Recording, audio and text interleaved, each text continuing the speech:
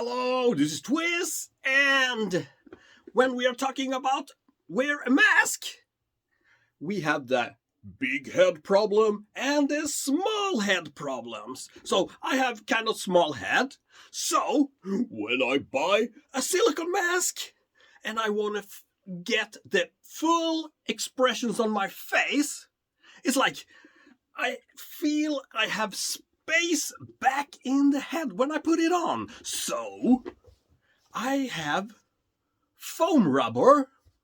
So I start to cut first a bigger piece and I put it inside the mask. Then I put it on my head and I feel like, yeah, this is perfect. Or no, maybe this one is too tight. Yeah. Then I cut a little bit and I do this. Or, oh, it's still not perfect. Yeah.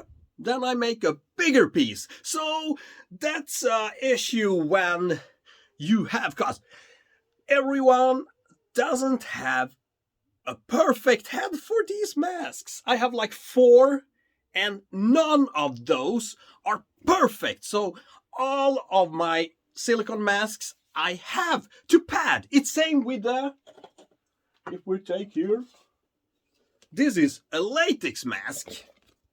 And here is the same. I had to put a little bit inside to get this to fit my head perfect. So it was like when I'm doing some scenes or something, the mask was moving a little bit, but with this little up on the head, yeah. Now it's perfect. I can jump, I can run, I can be just Twiz the Clown and doesn't have to worry that my mask is going to be like this. Oh, I'm not seeing anything. Yeah.